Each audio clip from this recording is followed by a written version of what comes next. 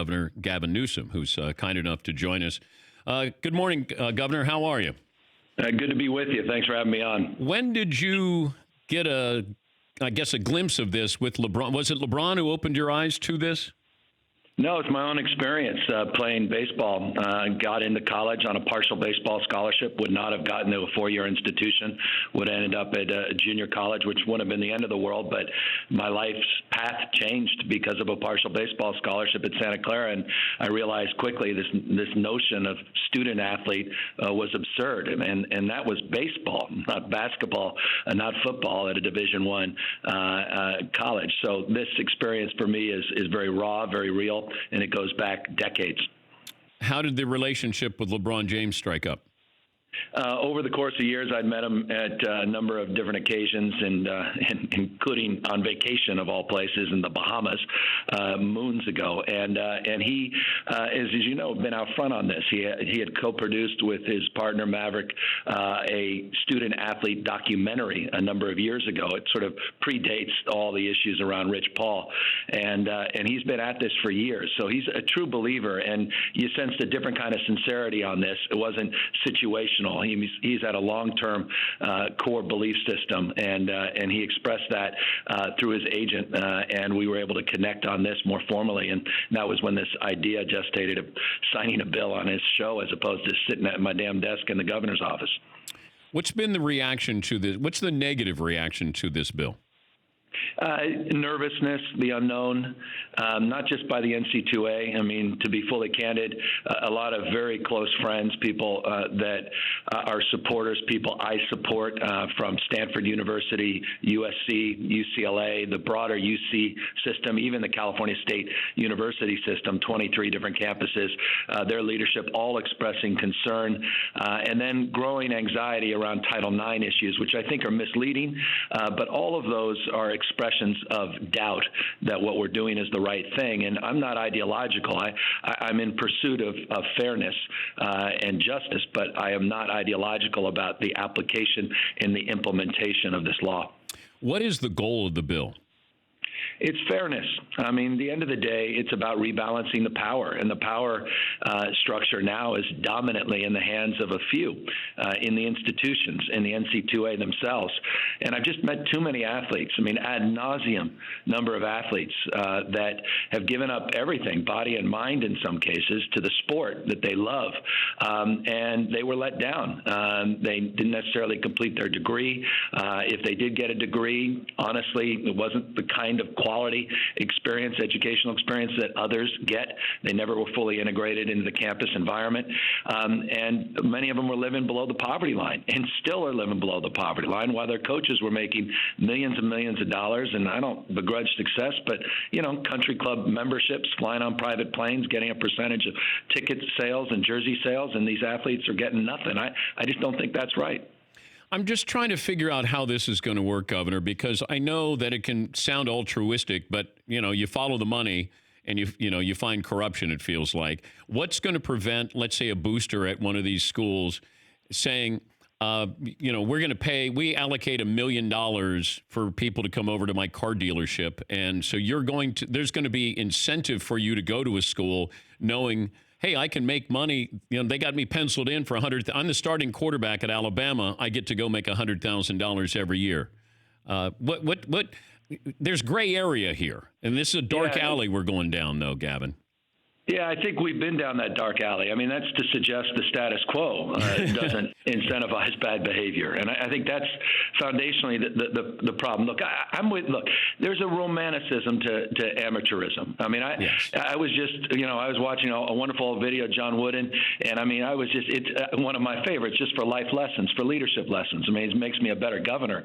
It's not about my love of sports, John Wooden. It's about love of life and purpose, and those days are over with respect. I mean, I listen to some of these coaches. My God, they've completely lost touch with that. The NCAA, the way they talk sometimes, I don't know that they've connected with that. So I want to bring to light of day what we know is already going on. I want to move to a more modern way of thinking. I mean, by the way, the Olympics have moved in this direction. It hasn't destroyed the Olympic movement. People obviously are not prohibited because they're professional athletes to play in the Olympics. They can still get payment for name, image, and likeness.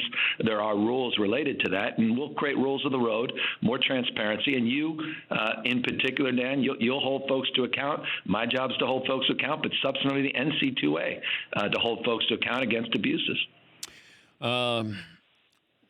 There's so many questions I got with this. I'm wondering if other governors, we saw Florida, I think, is drawn up a bit. Why 2023?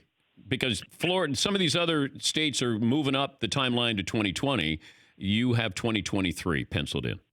Because of the same reasons you guys have been having really thoughtful conversations around this. And I imagine callers are going to come in with things that we hadn't frankly thought about. And I think in order to do something right, you can't be ideological. You can't just dismiss the arguments against what you're pursuing. And so our point is we want to give the NCAA time to do the right thing. Now, let me just say this. I've been at this. I was at the UC Regents, of which I've served for 9 years. 5 years ago, UC Berkeley had the lowest graduation rates in football. UC Berkeley, of all schools, in college football Power 5 conference. And the NCAA talked a good game about how they were going to move forward with reforms. They slow walk those reforms. This is a more aggressive approach because they have a deadline here to get their act together. And we want to give them time, and we want to give other states the time. It's not just, by the way, Florida. New York, South Carolina, we've seen Colorado, Washington State introduce legislation. Genie's out of the bottle. Reform's coming, and it's either the NCAA is going to get rolled over by the courts, or perhaps more problematic for them, public opinion, because public opinion, with respect, is not on their side. We told the NCAA you were coming on. We offered them an opportunity to come on. They said that they would be watching the show. Is there anything you would like to say to Mark Emmert, the president of the NCAA? I've known Mark for years. I think he's a good, decent, and honorable person, and I don't say that lightly, and that's not just a politician, quote-unquote, saying that. I really believe that. I believe in his heart of hearts he knows what the right thing to do is. And to his credit, in May of this year, they put together a work group on the issues related to name, image, and likeness. What I hope is that what he comes out with next month does justice to this moment. And what I pray for him and for the NCAA is that they go big. They go bold. They, forgive my language, step up their game. They acknowledge this moment as an existential moment to their business model, and they do the right things and think about the athletes as the preeminent responsibility of their organization, and not the institutions first, not the coaching staffs first and the athletic departments, but the students themselves, quote unquote, these athletes, and they have their best interest at heart. But, Governor, don't you think the NCAA privately is going, well, this lets us off the hook. We don't have to pay these players. Nobody's going to be saying, hey, the NCAA, you got to share all that money. It allows the NCAA to sort of get away with what they've continued to get away with, keep all the revenue. Yeah, and that's if you accept this notion of scarcity. The scarcity mindset is there's only so much money to go around, and it's a question of allocation, versus the framework of abundance, where you think this actually potentially will bring more money into the system that would reward everybody's talents. And by the way, forgive me, I took Econ 101 at Santa Clara as well. I didn't just play baseball, and Econ 101 reminds me of free enterprise. That's the whole fundamental notion of the free market. And by the way, we had unanimous support for those that voted, Republicans and Democrats in our legislature, social justice left, the free market right.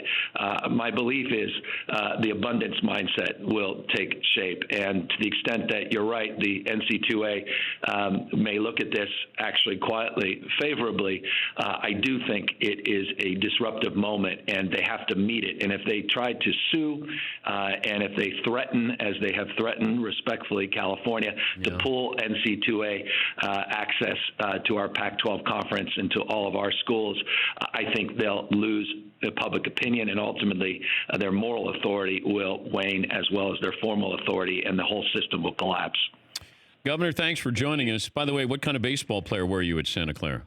It was good for 6 months, and that was the end. We'll talk about ulnar nerves and surgery at another time. Who had a bigger entourage when you went to LeBron's show, you or LeBron? You know what? I don't even want to answer that because, if you saw my face, it'd be a little red right now. Governor, thanks for joining us. Good luck with this. Thanks for having me. That's the governor, California, Gavin Newsom. For more Dan Patrick Show, tune into Audience Channel 239 on DirecTV. Stream for free on BR Live or download the Dan Patrick Show app.